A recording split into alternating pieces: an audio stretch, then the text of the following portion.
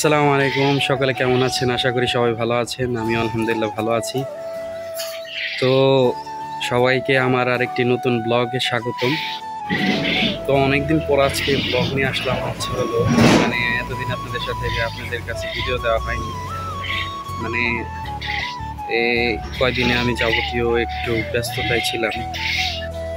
আপনারা জানেন যে গত কয়েকদিনে যে বৃষ্টি ছিল, যে একাধারে বৃষ্টি হয়েছিল, যে তাই এর কারণে আমার কোয়েল পাখিগুলার ডিম কমে গেছিল।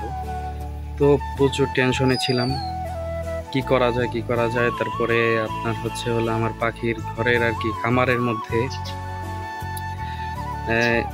নিচে ওরা ঠোঁট দিয়ে আর কি জালগুলা, এরপরও আপনার নানা ব্যস্ততার মধ্যে ছিলাম যে আমার পাখিগুলা টুস এমনিতে ভিজে যায়, ওইখানে যে বাতাসে আপনার পানি ভিতরে আসে।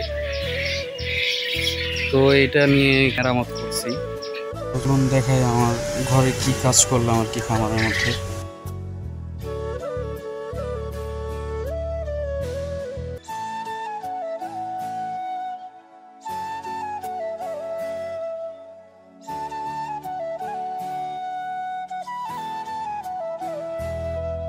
চারোদিকে আপনার ওড়না আছে, আপনার ওড়না দিয়ে তারপরে এই যে কি করে একবার লাগাই দিছি যে ওরা যেন বের হতে না পারে এই দিক দিয়ে।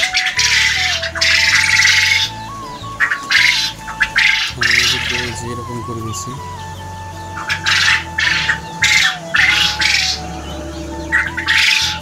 ওরা করে এই যে জালের এদিক দিয়ে এইখান থেকে আবার মুরগির ঘরে চলে যায়। তো মুরগিরা আবার ওদেরকে অনেক ঠুকরি করে, যাতে পাখি ডরায় যায়, একদম অনেক ডরায় যায়।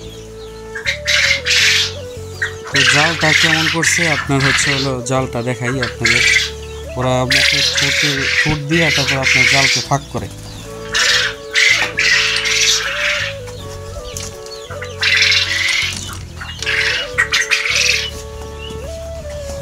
এই দেখেন জালের অবস্থা করছে কি, এদিক দিয়ে সব পুরা টুক একদম বানাই দিছে।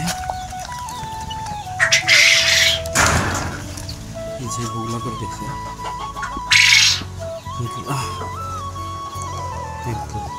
তো এখান দিয়ে আপনার পাখি বের হয়ে যায়। দেখেন এখন পর্যন্ত পাখি কেমন করতেছে, মধ্যে সারাদিন ওই রকমই করে। তো আলহামদুলিল্লাহ আমার পাখিগুলো আবার পুনরায় ডিম বেড়ে গেছে, আল্লাহ বাড়াই দিছে আর কি। অনেক টেনশনে ছিলাম যে এটা কি করব। আলহামদুলিল্লাহ আবার শুরু করছে সেরকম ডিম পাড়া। আমার জন্য দোয়া করবেন যেন পাখিগুলোকে আল্লাহ সুস্থ রাখে। তো আজকে এই পর্যন্তই। সবাইয়ের জন্য দোয়া রইল, আমার জন্য দোয়া করবেন। তো আসসালামু আলাইকুম, সবাই ভালো থাকবেন।